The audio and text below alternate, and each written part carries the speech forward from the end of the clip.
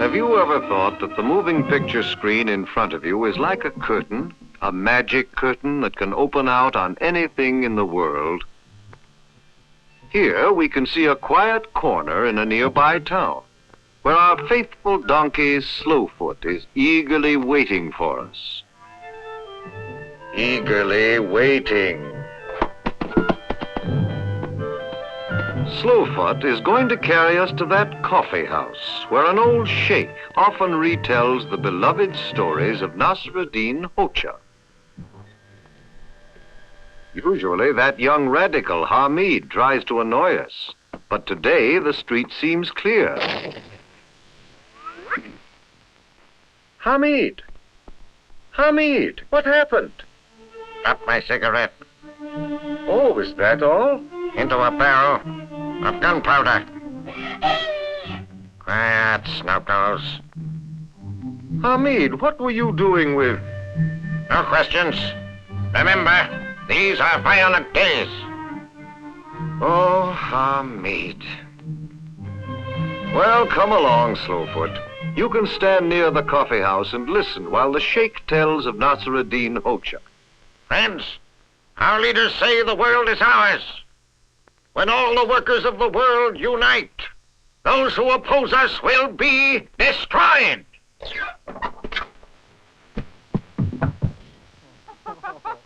If you are not destroyed first. Bah, Hamid and his friends are afraid of nothing. Hamid! Hamid! The police are looking for you. Hide me, Burhan, hide me. But they want to tell you your house is on fire. My house? Someone is plotting against me. Oh, what a nuisance. Yes, Burhan, at least that. But he doesn't annoy me, Effendi.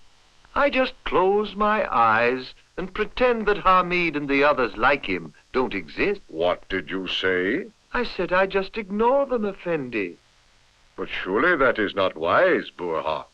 Why not, Effendi? The threat that Hamid and his group of friends represent certainly deserves all the alertness and precaution that we would show to any obvious danger. But, Effendi, our free and peaceful way of life will stand by itself, because it is good. No, Burhan. It will not stand without active caution and defense. If we stubbornly insist that we need not do any more about this present danger to our way of life, then just keep repeating our way is right, why, our house may be destroyed, right out from under us. Our house, Effendi? Yes, Burhan. I was thinking of how Nasruddin Hoxha learned never to be stubborn and ignore a clear and present danger, when one day such a danger almost destroyed his home. The story is called, Who Shall Feed the Donkey?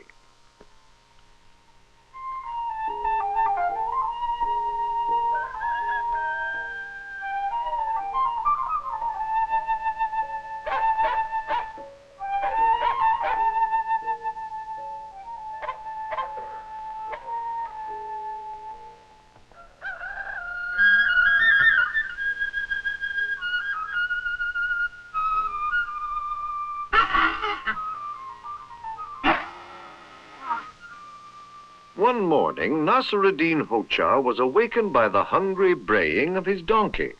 And because it was so early and the Hoxha was so tired, he asked his wife to please go and feed the donkey. But his wife had her own ideas on this matter, which only made the Hoxha absolutely insist that she feed the donkey.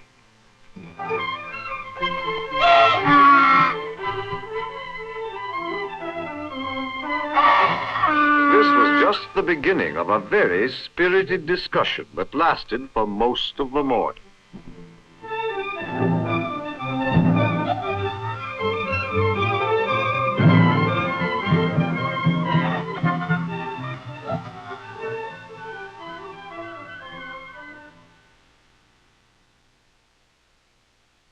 Finally, after they had argued themselves blue in the face and each was positive of being right, they fell into silence and decided that the first one who spoke would have to feed the donkey.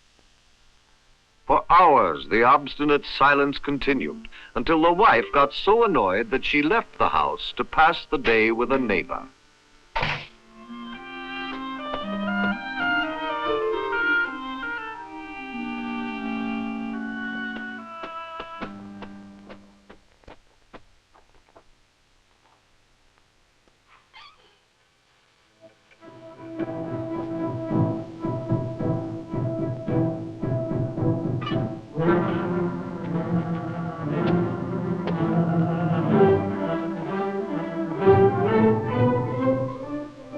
It also happened on this eventful day that a sneaky burglar decided to make a clean sweep of the Hocha's house, and not with a broom.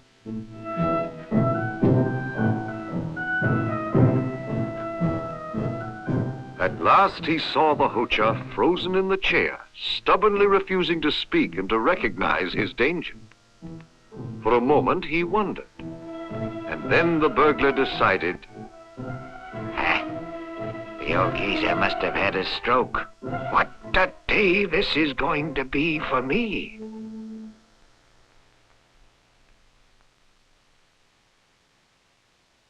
What a day this is going to be for me.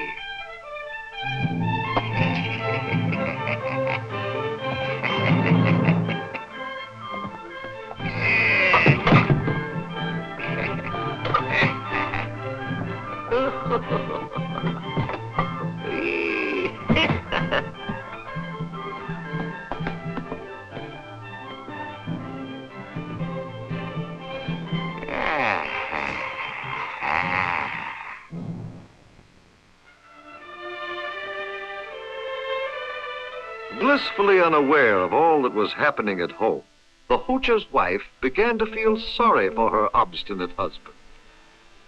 The stubborn fellow will die of hunger rather than give in. At least I'll send him some soup.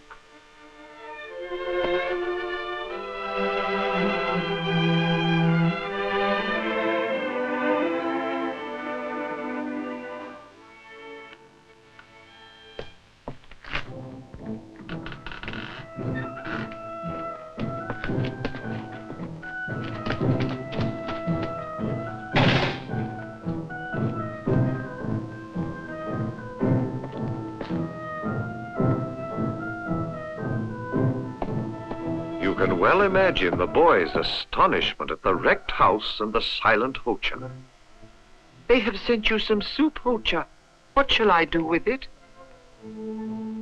Still refusing to help himself by breaking the silence, the Hocha tried to make the boy understand that the house had been robbed and that his wife ought to return at once.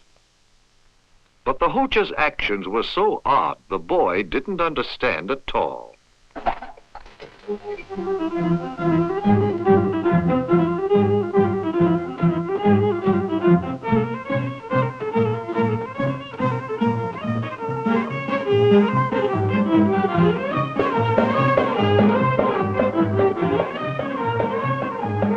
Hearing of the destruction in her house, the Hocha's wife rushed home in a rage.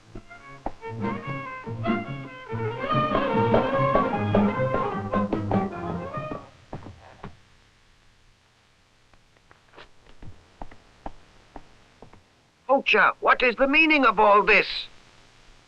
Ha! Wife, you talked first. Now off you go and feed the donkey. It was your stubbornness that caused all this.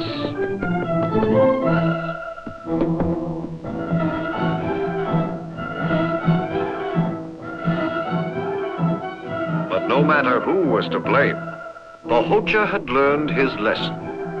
Never again would he stubbornly refuse to recognize the threat of danger when it came into his life. Likewise, to shut our eyes, to ignore and not to resist the danger that threatens us today, can only bring disaster to our houses, as it did to Nasr ad-Din Hocha.